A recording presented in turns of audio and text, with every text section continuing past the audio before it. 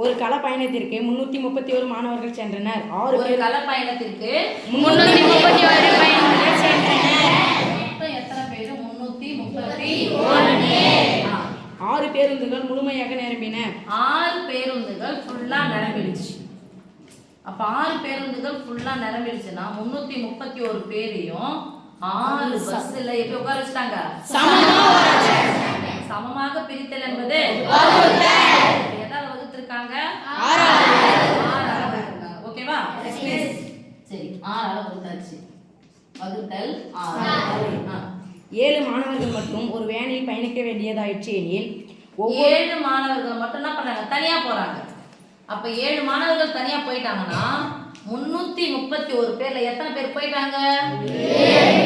அப்ப 7 பேர் போயிட்டாங்க அப்படின்னா என்ன பண்ணிடலாம்? 331ல இருந்து 7 பேரை கழிச்சிடலாம். இது தனியா ஒரு 6 பஸ் தான் ஃபுல்லா போறாங்க. ஆனா 7 பேர் என்ன பண்ணாங்க? தனியா ஒரு வேனை வச்சுட்டாங்க. 330 ரூபாயில இருந்து 1 ரூபாய் பேர் இருக்கும். 330 ரூபாயில இருந்து 30 ரூபாயில இருந்து 7 ரூபாய் போனா எவ்வளவு? 300 ரூபாய் பேர் கணக்குன்னு சொல்லிட்டேன். 30 ரூபாயில இருந்து 7 ரூபாய் போனா எவ்வளவு? 23. இதோ 1 ரூபாய் இருக்குது. 24. 300 ரூபாய் அப்படியே தான் இருக்குது.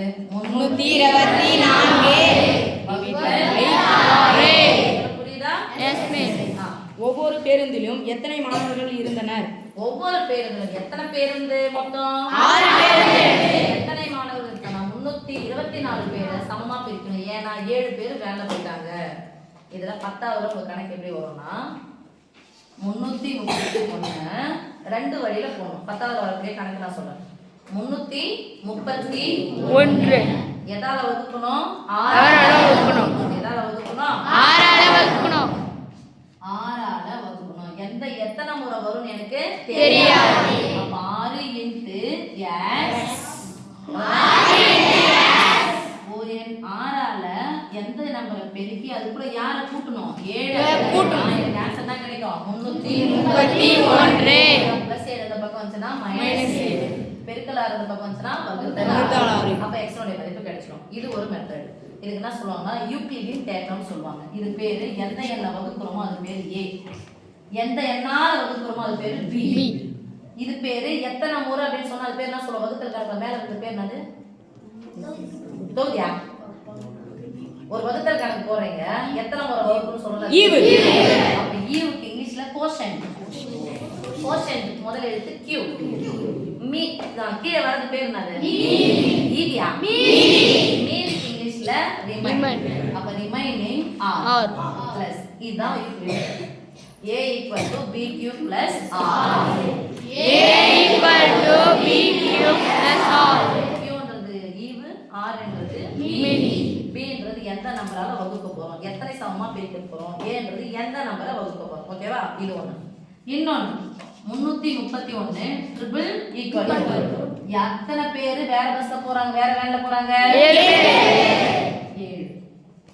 சரியா? எத்தனை பிரிவா பிரிக்கிறாங்க? 6 பஸ்ல சமமா பிரிக்கிறாங்க. அப்ப 6 என்ன பேருனா மட்டு 6 போடும். மட்டு 6 பிளஸ் 7 இந்த பக்கம் வந்துச்சுனா மைனஸ் 7.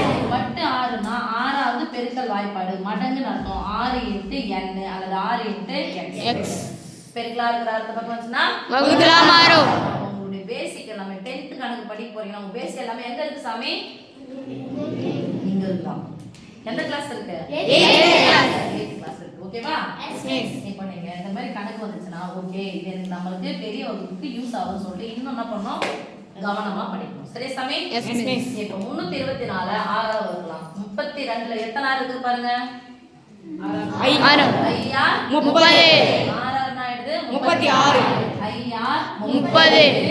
மீதி 2. 24ல எத்தனை இருக்குது?